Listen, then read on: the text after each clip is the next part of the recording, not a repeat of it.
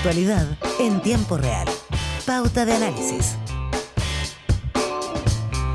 8:37 de la mañana y como cada miércoles, aunque hay algunas que son como unas estrellas fugaces que van y vienen. Esas son las estrellas. Esas son las que estrellas. tenemos hoy día digamos, el privilegio de recibir aquí en la tierra. Paula Walker, periodista y consultora en comunicaciones estratégicas. ¿Cómo estás? Gusto tenerte de vuelta aquí en el país. Buenos días, muchas gracias. Perdonen la ausencia la semana pasada. No, un viaje. Vamos a aclarar que no estaba con licencia, solo viajando. Era un viaje. Cristian Monquever, decano de la Facultad de Ciencias Sociales y Humanidades de la Universidad del Alba. ¿Cómo le va? Muy bien, buenos Usted días. Yo siempre aquí firme. cuidé todos los espacios. Firme junto al pueblo, me falta que diga. Firme junto al pueblo. Oye, bueno. Confirmemos la información que habíamos comentado al comienzo, solamente que ya está confirmado porque ha sido emitido comunicado por parte de la Cancillería chilena de el retiro, ¿es el agregado militar o son agregados militares? Entiendo que es el agregado militar. El gobierno informó que la decisión habla de la decisión de retirar los agregados militares de Israel a raíz de la crisis humanitaria que se está viviendo en la franja de Gaza. El comunicado de la Cancillería dice que el día de hoy nuestra embajada en Israel ha notificado a las autoridades de ese país el retiro de los agregados militares de defensa y aéreo quienes se encuentran desempeñando funciones en la misión de Chile en Tel Aviv. Es la información que se entrega, no es rompimiento de relaciones con Israel, es el retiro de los agregados militares que ya, recordémoslo, Israel había hecho con Chile previamente en alguna de los varios momentos en que el presidente Gabriel Boric criticó duramente la situación que se está viviendo en Gaza. Fue concretamente después de la Fer de la FIDAE, ¿se acuerdan? Sí. Ya, ahí, después de eso, Israel retiró su agregado militar de nuestro país. Bueno, y ahora viene Chile. Si el punto es, pero eso no lo vamos a saber ahora, supongo, que hay publicaciones, hay dos publicaciones. Una es el Libero aquí en Chile, pero también la Radio Mitre en Argentina, con diferentes fuentes, entiendo yo, que dicen que esto sería la antesala del anuncio de rompimiento de relaciones con Israel por parte del presidente Gabriel Boric. Incluso dicen que, en el caso de Argentina, Radio Mitre, Feynman dice que estaría pensando anunciarlo en la cuenta pública. Si me permiten un segundo, yo creo que esto es un desafío gigantesco de cómo el orden mundial, lo conversábamos ahora unos segundos antes de partir al aire, de cómo el orden mundial va a poder con estos elementos intentar no solo detener la matanza y el drama que se está viviendo en la Franja de Gaza, sino que cómo el mundo se comporta a partir de este rompimiento de reglas básicas de lo que ha sido la situación en la Franja de Gaza. Antes romper relaciones era lo más grande, ¿no? Como realmente no llegabas a romper relaciones porque el sistema de reglas internacionales funcionaba antes. Hoy día lo que vemos es que probablemente no pase nada con el rompimiento de relaciones. Si es que fuera así, si es que se tomara que llega a ocurrir, porque la pregunta no es el juego político de las mesas, de las embajadas, de Naciones Unidas. La pregunta es cómo tú te vas al terreno hoy día y detienes una especie de exterminio a un pueblo, como es lo que está pasando efectivamente en la Franja de Gaza. Sí. Y para eso, a veces te puedes demorar mucho en hacer cosas. O sea, piensen en todas las acciones que han habido. Naciones Unidas ha tenido una defensa bastante férrea, pero no ha importado. No ha servido particularmente. Los organismos internacionales parecía ser que importan cada vez menos. Solo un punto, pero lo que está pasando en estos días, por ejemplo, Alemania, que había sido bien prescindente o cuidadosa en sus opiniones, el canciller alemán ayer dijo que no está entendiendo cuál es la política de Israel en Gaza, que no está entendiendo cuáles son los objetivos, y esa es la razón por la cual hay en Europa una discusión en curso respecto de que, bueno, que siguen, reclaman mucho, pero siguen mandando armas. Pero bueno, es una discusión ahí que está. Paula plantea de qué nos sirve. Ahora, yo también coincido con eso, porque el problema es que con estas noticias nosotros nos estamos habituando y acostumbrando. Se normalizan. Y se están normalizando desde hace muchísimo tiempo. Entonces, lo que no puede pasar es que nos habituemos a esto y que esto sea la normalidad, que esto sea parte como del paisaje. Y lamentablemente eso ocurre. Entonces, yo creo, Paula, que a pesar, y coincido contigo, de que Naciones Unidas. Yo creo que, aunque a pesar de eso, lo que haga Chile, lo que hagan otros países, aunque seamos pequeñitos y estemos en el fin del mundo, y obviamente nuestra decisión y nuestra postura a lo mejor no va a ser tan determinante como sí lo sería la de Alemania, la de Europa, creo que son señales que ayudan a no habituarnos. Y eso hay que hacerlo igual. No sé si el rompimiento... Las señales en relaciones exteriores son bien determinantes, y los expertos en esa materia saben que cuando uno retira o hace tal cosa, o llama a la embajadora que rinda cuenta en Chile, etcétera, son señales de política internacional para manifestar su molestia frente al otro país o su preocupación frente al otro país. Entonces, yo creo que es bueno que se haga.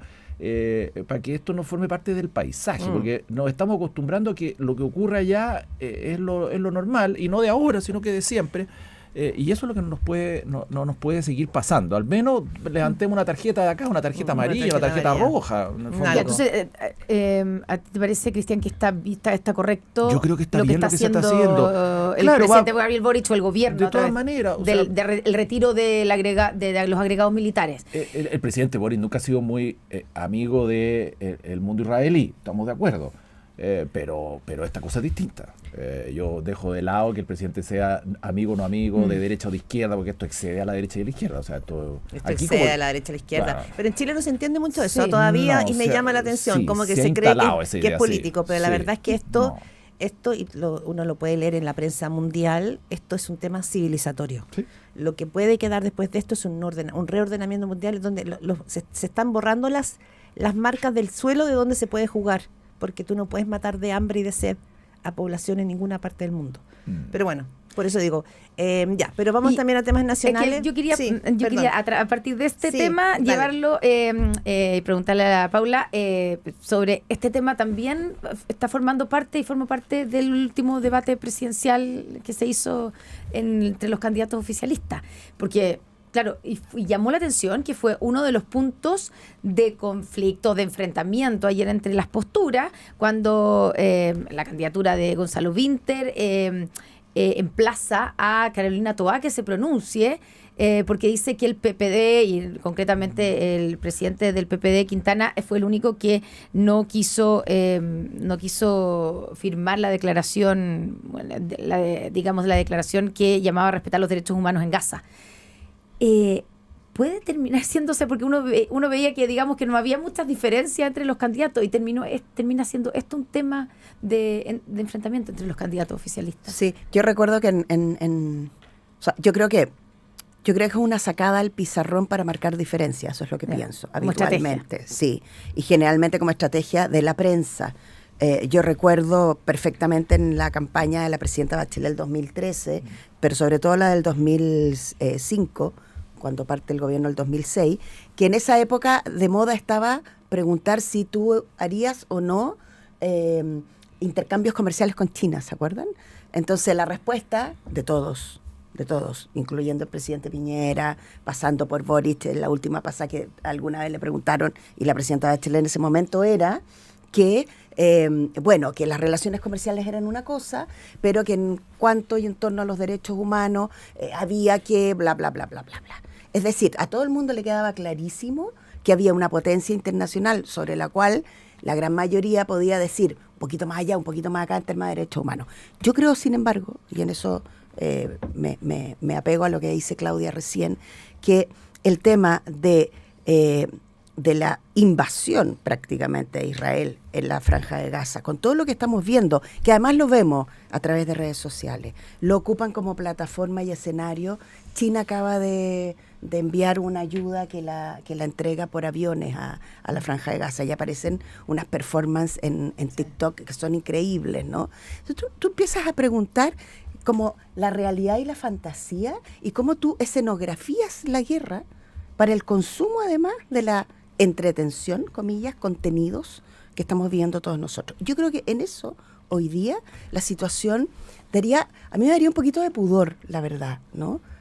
Tanto periodista, tanto político, entrar a picar en algo que está en que están viviendo un horror tan grande que me parece casi ridículo llevarlo al debate nacional, porque creo que es un debate que solo extrema las posiciones y te aísla del entendimiento más profundo. Y el entendimiento profundo es que asistimos a una situación en vivo y en directo que ni siquiera me alcanza la imaginación para poder saber lo que está pasando ahí. Sí, son 8:47 de la mañana, no los grandes medios, el BBC, nadie de ellos tiene, digamos, la tibieza de marcar puntos acá sobre el tema. No, casi no hay medios internacionales que no estén marcando y entregando los relatos de Garadra, salvo aquí, salvo en Chile. Bien, 8:48 de la mañana, vamos con los debates que están en curso. Primero, sí, pero no es noticia acá, esto es increíble. La tercera lo cubre. Sí, o es poco noticia. Sí. Y llama la atención. 8:48 de la mañana. A ver, vamos con las licencias, que yo me imagino que ya nadie va a decir, no, mira, la verdad es que sí, a lo mejor alguien estaba realmente enfermo y necesitaba despejarse para irse de vacaciones. El señor del metro. Sí. Necesitaba despejarse. No sé, lo increíble del señor del metro, y esto es la última de las renuncias que hemos conocido, porque empezaron a renunciar que se llame el señor del metro. El señor del metro. Pero es que su cargo era gerente corporativo de personas, o sea, uno entiende que la persona que están como a cargo de recursos humanos, que son las personas que son las que debieran entender más sobre licencias médicas, y el argumento en su declaración es que fue un error haber salido del país durante su licencia médica y lo hizo por desconocimiento de la regulación de las licencias. Sí. Más o menos levanta la ceja, Cristian Bunker. No, lo que pasa es que el argumento, yo desde que uno cabro chico sabe que, o desde que partió a tener sentido de responsabilidad laboral, sabe que a uno lo pueden visitar en la casa, que la licencia médica es para reposar, para descansar, que no te puedes mover en la esquina. Puede ser licencia psiquiátrica. Salvo la psiquiátrica. Es que esta puede ser licencia psiquiátrica por lo que... Claro, la psiquiátrica te permite moverse. Pero no sé con si salir cierto, fuera de Chile. La Contralora dice que no. Con cierto recato, no sé. Sí, entiendo que no se puede ir al parque, ir a pasear, pero no tomarme un avión y partir a bueno, pero quizás un centro budista, eso quizás. Sí, lo que pasa es que mira, yo quiero plantearte un punto de vista que quizás es la oportunidad para empezar a conversar en serio y las oportunidades se dan en candidaturas presidenciales, etcétera, respecto de cuál es la relación laboral que vamos a generar a partir de hoy día entre el funcionario público y el Estado. Todos sabemos que hoy día hay una suerte de inamovilidad para un grupo importante de funcionarios públicos, y otra que es a contrata, y otra honorarios que ya casi va en exterminio, ¿no es cierto?, y que está por desaparecer, porque normalmente la Contraloría ha avanzado a que tengamos contrata versus honorario, versus el mundo privado que tiene el contrato de trabajo. El mundo privado tiene derecho a negociación colectiva, derecho a huelga y un largo, etcétera. Y eso en el sector público no existe, la huelga no existe. Entonces, a lo mejor es el minuto de repensar esto y de generar una relación laboral del funcionario público con el Estado similar a la del mundo privado.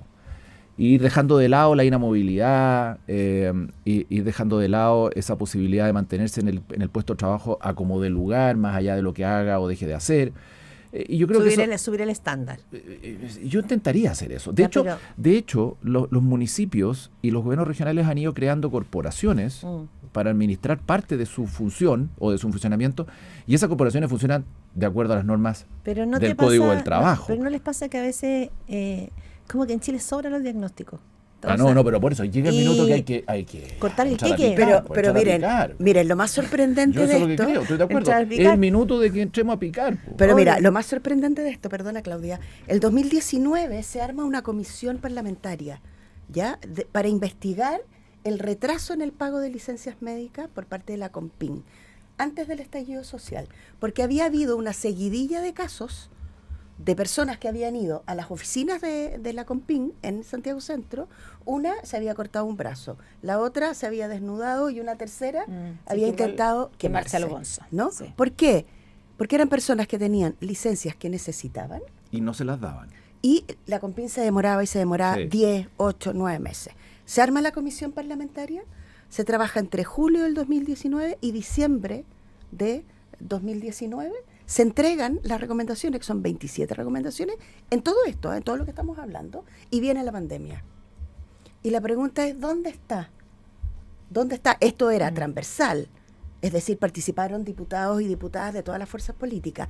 Y el principal diagnóstico es que era un desorden gigantesco, también de las entidades que tienen que regular. FONASA, COMPIN, otra cosa es el seguro privado, que tendrá su forma. Pero si tú fallas en la ISAPRE, también puedes ir a reclamar al COMPIN, ¿no? Sí. Pero además, con licencias médicas que no están pensadas según tu patología. Es decir, tienes una licencia médica de 11, de 21 y luego ya pueden ser de meses. Pero no es que hay un decálogo que te dice, mira, si usted tiene un lumbago, en realidad tiene una licencia de 4 días, porque está establecido con una comunidad científica y vamos a pagar los 4 días. La diferencia, perdona, Connie, aquí termino, entre el empleado público y el empleado del sector privado, es que el sector privado, tú te pagas tus primeros 4 días, ¿no? A no ser que tengas una negociación colectiva. Pero en el público, el Estado paga la licencia completa. Entonces, además tenemos diferencia. Súper perverso, porque tenemos diferencia. Si tú te enfermas y eres empleada pública, sabes que te van a pagar todo. En el otro no. En el otro no te lo pagan. Claro, y ahí se produce esto, porque esa discusión que tú relatas, Paula, que viene hace un rato, tenía que ver con qué está pasando, que hay gente a que no le pagan la licencia y que lo necesita. Y hoy día vemos una cantidad de gente que abusaba o que ha abusado del sistema. Entonces, y que por lo tanto sí le dan la licencia y no la necesitaba y además abusa de ella. Entonces, es bien difícil combinar la situación. Claro, uno puede decir en consecuencia, como corolario, que el sistema hay que reformarlo completamente. Hay una ley que acaba de entrar en vigencia modificando el sistema. Pero claro, aquí hay algo de la relación entre empleado público y el Estado, ¿no? Que habría que modificar. Estoy pensando en que se ha aumentado la cantidad de días, además, en promedio, que se toman licencia en el sector público versus el sector privado, que no tiene ninguna justificación, de 33 días versus 10. Sí. Totalmente. A mí, bueno, a todos, no sé si todos, pero aquí en esta mesa de conversación, al menos a mí me ha tocado estar en el sector público, Paula también. Sí. Y la cantidad de beneficios que pueden ser muy legítimos son importantes versus el sector privado. Y por lo tanto, con mayor razón, el uso de esos beneficios tiene que ser llevados a cabo de buena manera. Dos comentarios. Uno, respecto de las licencias, y para que quede bien claro, unas son licencias verdaderas y yo salgo del país. Sin duda. Y otras son falsas, derechamente para tomar vacaciones. Compro la licencia que se venden en la web y eso me permite salir también. Pero el tema de fondo, porque cuando uno empieza a mirar los beneficios, no solamente está este beneficio perverso o incentivo perverso de que me pagan la licencia a todo evento en un 100%. Francia la paga en un 60% los funcionarios públicos y los países nórdicos también en un 50%, en un 40%. Aquí se paga a todo evento.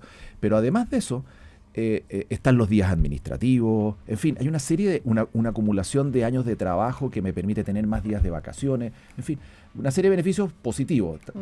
Pero, a mi juicio, el tema de fondo es cómo equiparo y cómo modifico la relación del funcionario con el Estado en su relación laboral versus el mundo privado y trato de igualarla. Yo soy de la idea de frentón, en lo concreto, de avanzar a una norma única de relación laboral, código del trabajo, con algunas normas especiales para el sector público. Cambio total. Eso yo lo haría de todas 8:56, Por Paulita. lo pronto, solo Sí. para cerrar, Sí. yo espero que el presidente de la cuenta pública tenga una reflexión sobre este tema, porque a todos nosotros, en general, alguna vez en la vida hemos necesitado de verdad una licencia y tener un grupo de personas súper grande, públicas y privadas, en los dos espacios, que abusan sistemáticamente del sistema, lo que hace es que termina requebrajando como el estado de la sociedad y la moral de todos nosotros. Y en ese sentido yo creo que el presidente... Imagínate la cantidad de personas que sí necesitan una licencia, que la tienen que... Van a ir todos avergonzados. Por supuesto, que tienen que ir a reclamarla. Nadie se va a traer a pedir licencia.